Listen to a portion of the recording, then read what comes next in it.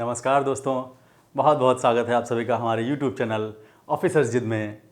जिद ऐसी जो तूफ़ानों को हिला दे, जिद ऐसी जो पत्थर को ही मोम बना दे, जिद ऐसी जो आपको सोने ना दे, और जिद ऐसी जो आपको कामयाब बना दे, आपको लक्ष्य तक पहुंचा दे।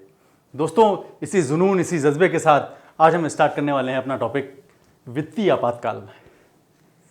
हम बात कर रहे थे आपातकाल की, तो आपातकाल में हमने 2 आपातकाल पूरी तरह से कंप्लीट कर लिए हैं।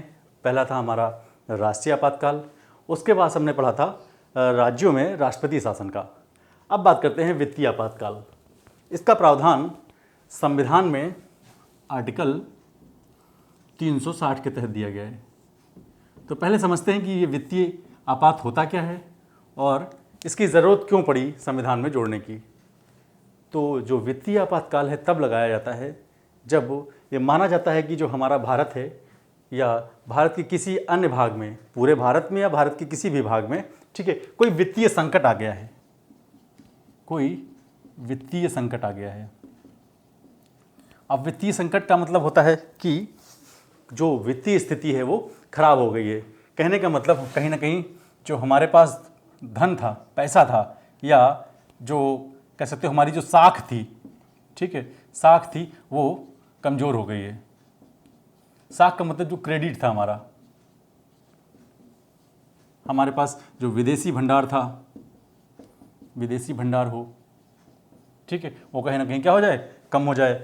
पूरी तरह से आर्थिक मंदी आ जाए, आर्थिक मंदी जैसे संकट, मंदी का संकट आ जाए, ठीक है। और कहने का मतलब हम दिवालिया जैसी कंडीशन हमारे वहाँ क्या हो जाए, बढ़ जाए। अगर ऐसी कोई कंडीशन आती है या कोई भी देश हमें लोन देने से क्या कर दे, मना कर दे, लोन ना दे, जैसे वर्ल्ड बैंक वगैरह, ठीक है, विश्व बैंकों से हमें, ठीक है, लोन तक ना मिले, तो ऐसी कंडीशन में क्या होता है, उसको बोलते हैं कि वित्तीय संकट आ गया है। तो वित्तीय संकट अगर आएगा तो कहीं ना कहीं हमारी साख भी गिर जाएगी। साख का मतलब हमारा जो क्रेडिट होगा वो ख़त्म हो जाएगा, कम हो जाएगा, और उसको देखते हुए ना ही कोई हमें लोन देगा और ना ही हमसे कोई व्यापार करने के लिए संबंध बनाएगा, ठीक है। तो पूरी तरह से कहने का मतलब ये हो जाएगा कि जो सरकार है, ठीक है, उसके पास खर्च चलाने भर का भी जो है धन नहीं है, बिल्कुल भी धन वहाँ पर ख़त्म होने की स्थिति में आ गया है। तो ऐसी कंडीशन में क्या हो सकता है, अगर ऐसी कंडीशन आती है देश में, तो वहाँ पर राष्ट्रपति वित्तीय आपातकाल की घोषणा कर सकता है। अच्छा, वित्तीय आपातकाल लग तो गया तो उसके कुछ प्रभाव भी होंगे। तो वित्तीय आपातकाल में बहुत सारे खर्चों में कमी कर दी जाती है, बहुत सारे खर्चों में कटौती कर दी जाती है। कुछ जो विशेष वर्ग के जो कर्मचारी होते हैं, चाहे वो राज्य के हों चाहे संघ के हों, उनके वेतन भत्तों में भी कमी कर दी जाती है। ऐसा क्यों किया जाता है, एक एग्जाम्पल से समझेंगे। मान लीजिए आपने किसी से लोन लिया हुआ है, ठीक है, लोन लिया हुआ है, तो अब उसको चुकाना हमारी जिम्मेदारी है और हम समय से उसको चुका नहीं पा रहे हैं। तो जो जिसने लोन दिया था वो रोज़ हमारे दरवाजे पे आके खड़ा हो जा रहा है, गाली गलौज कर रहा है, ठीक है, और हमें पूरी तरह से बेइज्जत कर रहा है। कह रहा है भाई हमारा लोन चुकाइए, नहीं तो हम आपका ये उठा ले जाएंगे, सामान उठा ले जाएंगे, ये करेंगे, वो करेंगे, दुनिया भर के वो हमें ताने सुना रहा है, ठीक है। तो उस स्थिति में हमारी जो पहली प्राथमिकता होगी क्या होगी, उसका लोन चुकाना।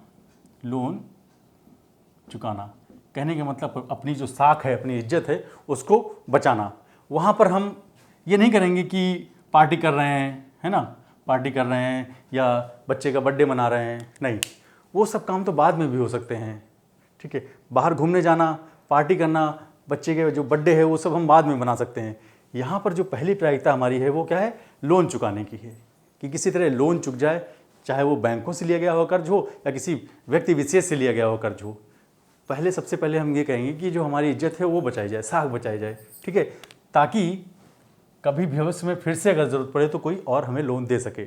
मान लीजिए एक बार हमने बैंक से लोन लिया और कई सारे इंस्टॉलमेंट हमारी लगातार क्या हो रही, छूट रही हैं बराबर, और हम लोन नहीं चुका पा रहे हैं, तो हमारी साख, हमारा जो क्रेडिट है वो क्या हो जाएगा, ख़त्म होता चला जाएगा, कम होता चला जाएगा। उसके आधार पर अब बैंकें भी हमें क्या होंगी, लोन नहीं देंगी। तो ऐसी कंडीशन में सबसे पहले हम अपना लोन चुकाने की कोशिश करेंगे। वही यहाँ पर वित्तीय आपातकाल के समय भी लगता है। जब भी ऐसी कोई कंडीशन आती है, वित्तीय स्थिति जब हमारी ख़राब होती है, ठीक है, मुद्रा का संकट आ जाता है या आर्थिक मंदी जैसी सिचुएशन आ जाती है, तो उस कंडीशन में हम क्या करते हैं, सबसे पहले हम ये कोशिश करते हैं कि पहले हम साख अपनी बचाएं, अपना जो क्रेडिट है उसको बचाएं। भले से हमारे जो घरेलू जो खर्चे हैं उनमें हम कटौती कर दें। घरेलू खर्चे का मतलब जो विकास के कार्य हैं या आप कह सकते हैं जो भी कर्मचारी हैं, संघ के हों चाहे राज्य के हों, उनके वेतन भत्तों में कटौती आदि जो उनको सुविधाएं दी जा रही हैं, ठीक है, सुविधाएं हो गई, वेतन भत्ते हो गए, इन सब में क्या होगी, कटौती करी जा सकती है। इन कटौती को हम करके कुछ धन इकट्ठा करके हम अपना लोन चुका सकते हैं, अपना क्रेडिट स्कोर बना सकते हैं या आयात निर्यात के लिए प्रोत्साहन बढ़ा सकते हैं, ठीक है। तो इसीलिए वहाँ पर वित्तीय आपातकाल की ज़रूरत पड़ी। अब बात करते हैं वित्तीय आपातकाल कैसे लगाया जाता है।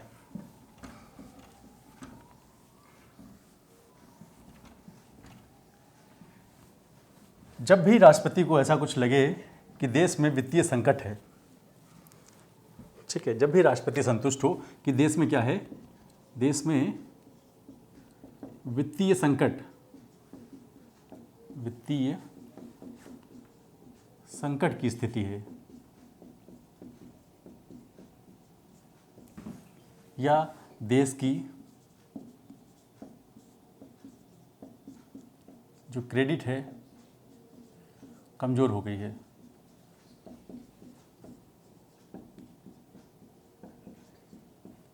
ऐसी कंडीशन में क्या होगा, राष्ट्रपति एक उद्घोषणा करके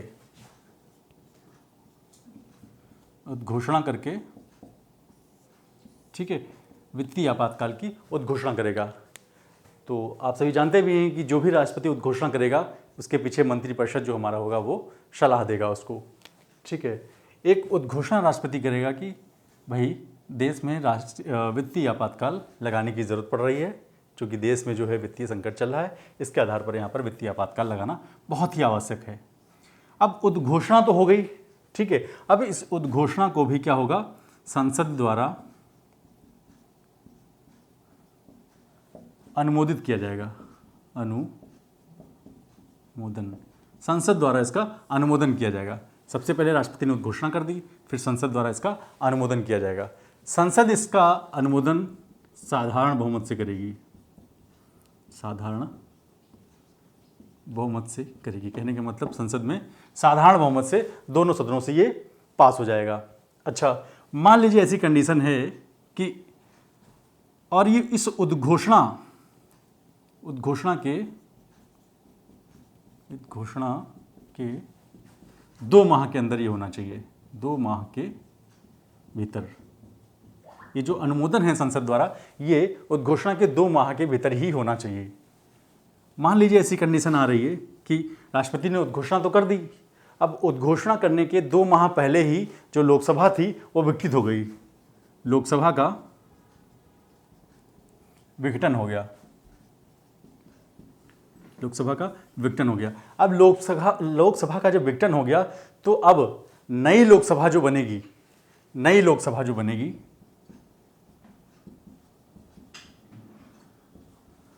ठीक है, उसकी जो पहली बैठक होगी, अब पहली बैठक से हम 30 दिन लेंगे, 30 दिन के भीतर अनुमोदन करना आवश्यक हो जाएगा। कहने का मतलब ये है कि राष्ट्रपति ने उद्घोषणा करी, उद्घोषणा के बाद 2 माह का हमें समय दिया जाता है, 2 माह के भीतर हमें संसद से उसका अनुमोदन करना आवश्यक है। अब मान लीजिए ऐसी कंडीशन में हमने देखा कि 2 माह पहले ही लोकसभा क्या हो गई, विघटित हो गई, तो नई लोकसभा की जो पहली बैठक होगी वहाँ से 30 दिन के भीतर ही उसका अनुमोदन करना होगा। ये तभी होगा जब राज्यसभा से, ठीक है, उसका अनुमोदन हो चुका हो, ठीक है। ऐसी कंडीशन में राज्यसभा से पहले अनुमोदन हो चुका हो, अगर लोकसभा विघटित हो गई है तो नई लोकसभा की जो पहली बैठक होगी वहाँ से 30 दिन के भीतर उसका अनुमोदन करना आवश्यक होगा। अगर 30 दिन के भीतर अनुमोदन नहीं हो पा रहा है, उससे ज़्यादा जा रहा है, तो ये उद्घोषणा स्वतः ही निरस्त हो जाएगी आपातकाल की, ठीक है। ये चीज़ यहाँ पर ध्यान देने वाली है। तो उद्घोषणा हो गई और संसद द्वारा उसका अनुमोदन हो गया। अब संसद द्वारा जब अनुमोदन हो गया तो अब वहाँ पर वित्तीय आपातकाल क्या होगा, वित्तीय आपातकाल काल लग जाएगा। अब यहाँ पर ध्यान देने वाली बात है, जब हम राष्ट्रीय आपातकाल की बात कर रहे थे तो वहाँ पर एक बार में 6 महीने के लिए राष्ट्रीय आपातकाल लग रहा था।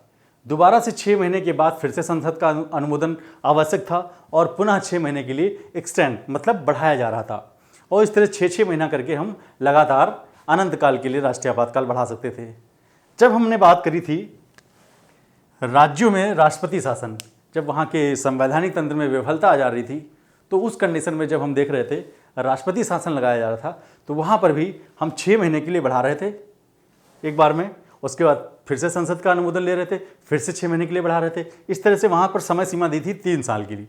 लेकिन वहाँ पर एक कंडीशन और दी थी कि अगर आपने 6 महीने के लिए बढ़ाया है और उसके बाद 6 महीने के लिए फिर से बढ़ाया है, कहने का मतलब 1 साल के बाद आप तभी बढ़ा पाते जब भारत के पूरे क्षेत्र में या उस पार्टिकुलर राज्य में क्या लगा हो, नेशनल इमरजेंसी लगी हो, या चुनाव आयोग कह दे कि भाई ऐसी कंडीशन बन रही है कि चुनाव कराना वहाँ पर आवश्यक नहीं है या चुनाव कराना वहाँ पर संभव नहीं है, तो उसी कंडीशन में फिर वहाँ पर 1 साल के बाद क्या जो राष्ट्रपति शासन था वो बढ़ाया जा सकता था।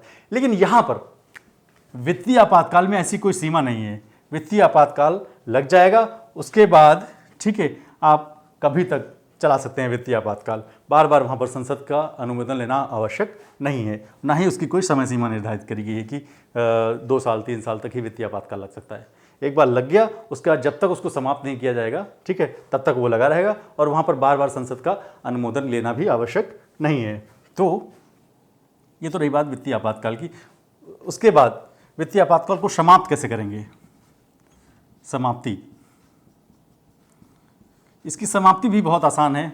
राष्ट्रपति एक पुनः दूसरी उद्घोषणा करेगा कि अब जो राष्ट्र में वित्तीय स्थिरता थी वो स्थिर हो चुकी है, ठीक है, जो मंदी का दौर था वो निकल चुका है, अब कंडीशन सही हो गई हैं, तो वहाँ पर वित्तीय आपातकाल को समाप्त करने की एक घोषणा कर देगा और वहीं से वित्तीय आपातकाल हमारा समाप्त हो जाएगा पूरी तरह से। तो ये तो रही बात वित्तीय आपातकाल की समाप्ति और उसको उद्घोषित किया जाना।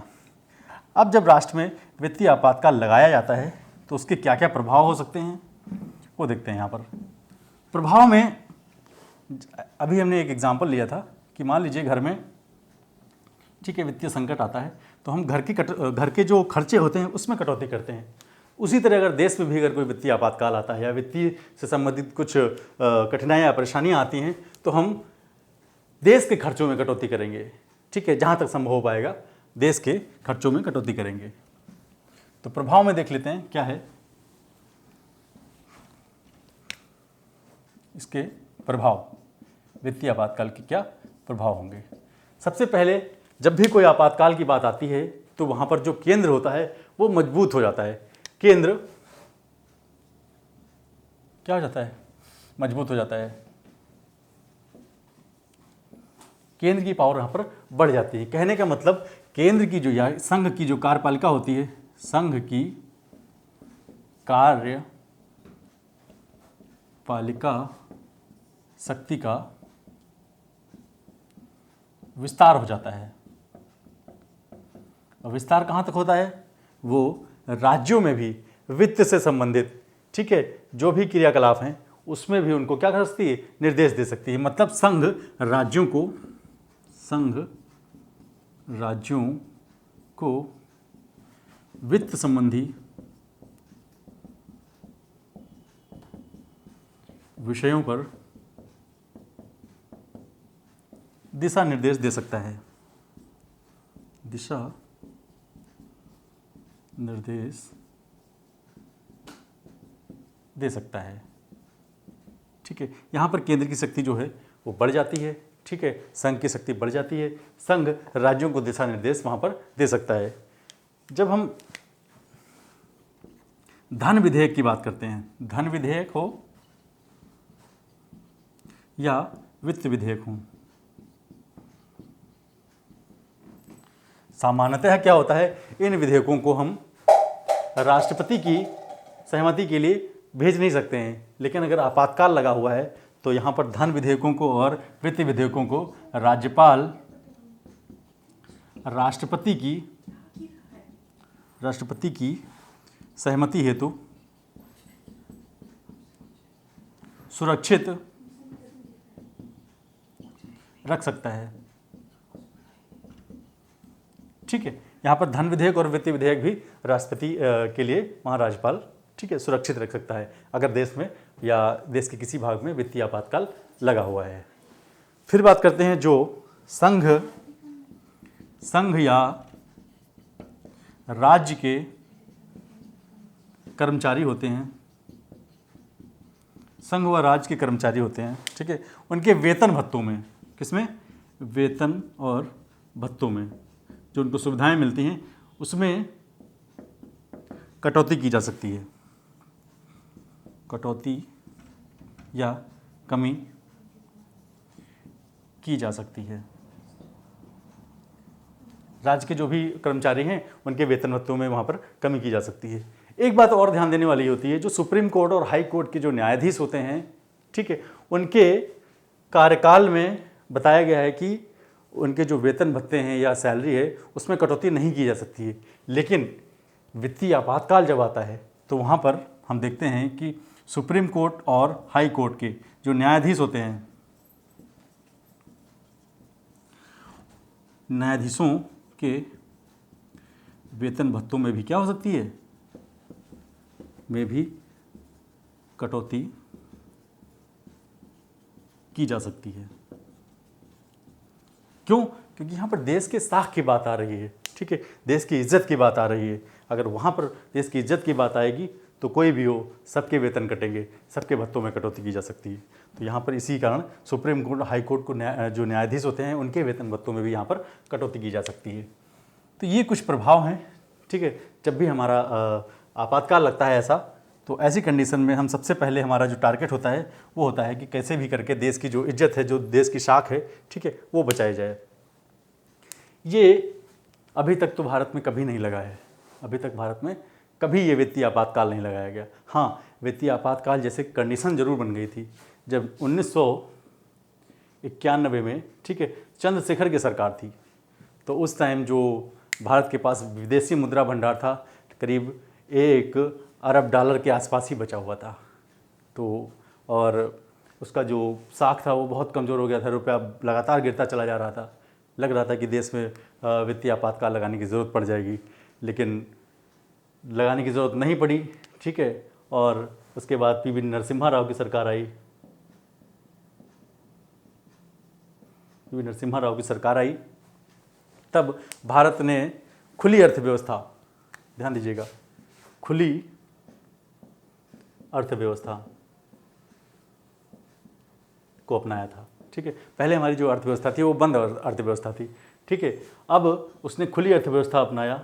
खुली अर्थव्यवस्था का मतलब अब हम देश विदेशों में भी जो है आयात निर्यात को बढ़ावा दे रहे थे, ठीक है, और दूसरे देशों के साथ पूरी तरह से हम वित्तीय संबंधों को और आर्थिक संबंधों को बढ़ावा दे रहे थे। तो ऐसी कंडीशन जब हमने खुली अर्थव्यवस्था करी अपनी, तभी से हमारा जो वित्तीय कह सकते हो जो साख थी वो बढ़ने लगी, और वहीं से जो हमारे हालात ख़राब होते जा रहे थे, ठीक है, अब वो बढ़िया होते जाए, बेहतर कंडीशन में होते गए। तो ये कुछ यहाँ पर तथ्यों को भी ध्यान रखेंगे। 1991 के बाद की बात है, ठीक है। तो ये तो रही बात हमारे वित्तीय आपातकाल की।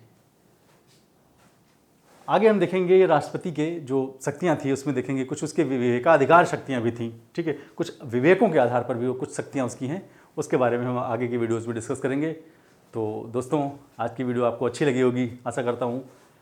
अगर अच्छी लगी हो तो प्लीज़ लाइक, शेयर और कमेंट ज़रूर कर दें, सब्सक्राइब कर दीजिए और नोटिफिकेशन बेल आइकन दबा दीजिए ताकि समय समय पर आपको इसका अपडेट्स मिलता रहे। बहुत बहुत धन्यवाद।